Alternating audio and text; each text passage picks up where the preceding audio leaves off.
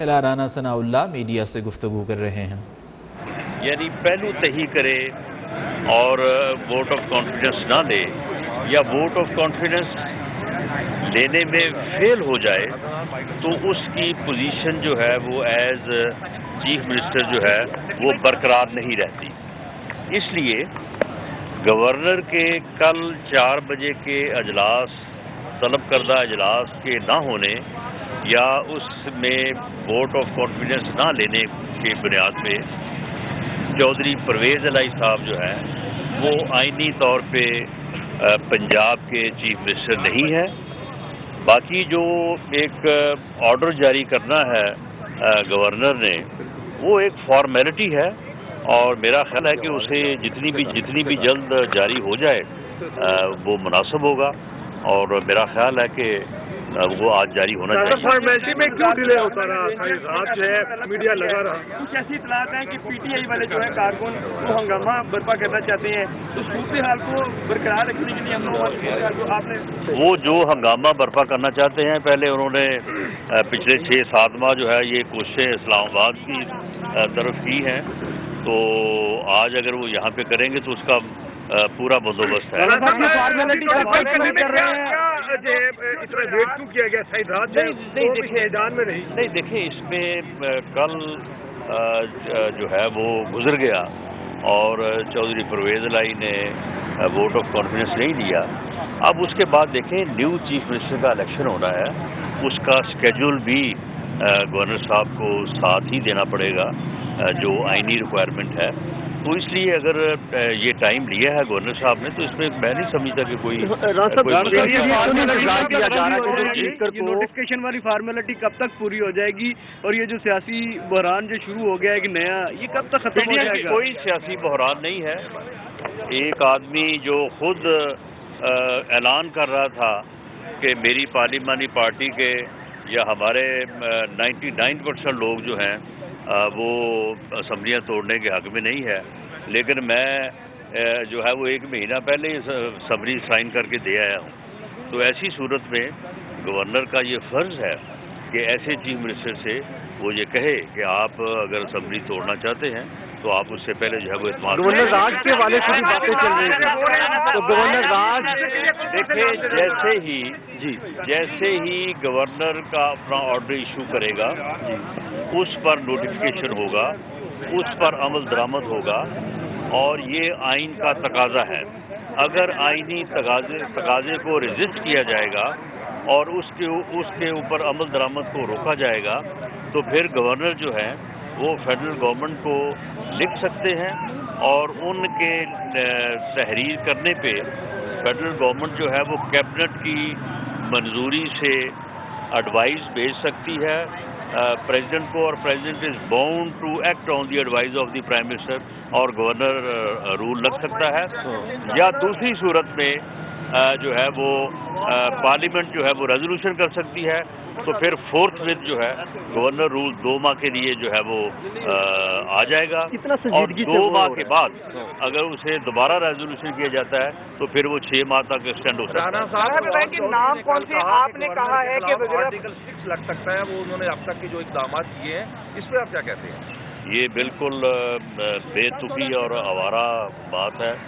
Governor کے خلاف governor کچھ آئین جب ایک اختیار دیتا ہے اور گورنر اس کے مطابق جب ایکٹ کرتا ہے تو پھر آرٹیکل 6 کا یا کسی قانون یا آئین کی وائلیشن کا سوال ہی پیدا نہیں ہوتا۔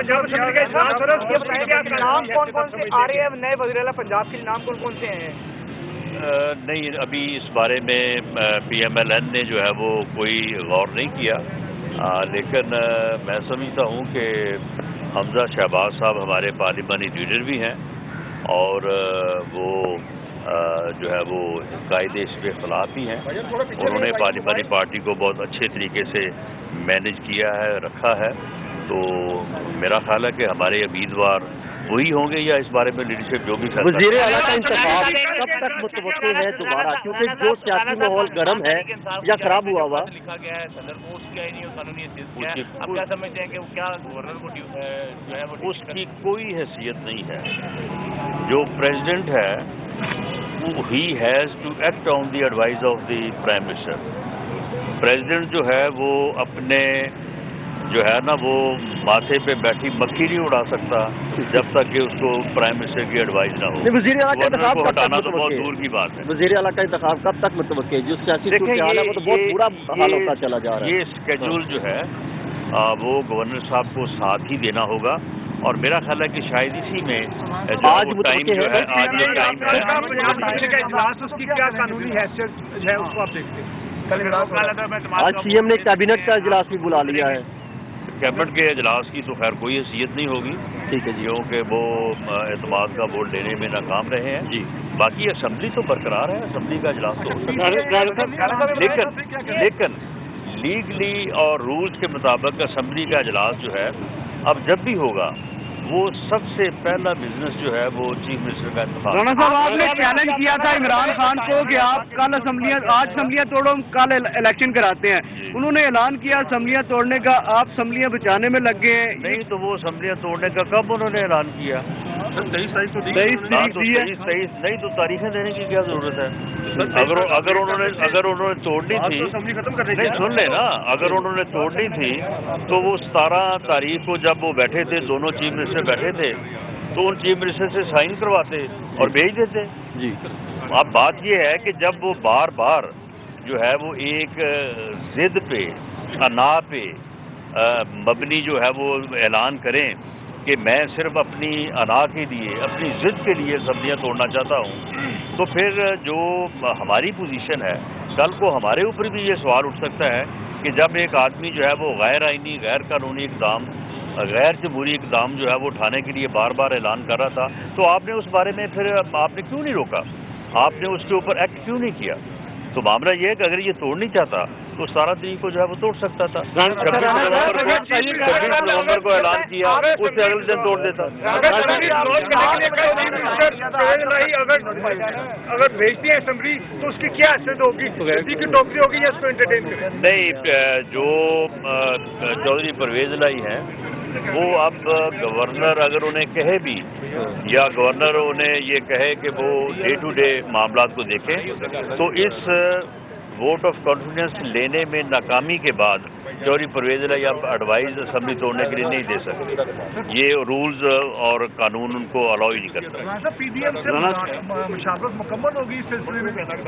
जी, इस सिलसिले में जो है वो कंसेंसस है कि अगर वोट ऑफ कॉन्फिडेंस जो है चौधरी परवेज लाई साहब नहीं लेते तो जो आईनी तकाजा है उसके मुताबिक नंबर पूरे हैं, उन्होंने इस्तीफे भी कोई दो दिए। देखिए, मैंने आईनी पोजीशन जो है वो आपको बताई है और मेरी तवक्को है कि ये आज होना चाहिए।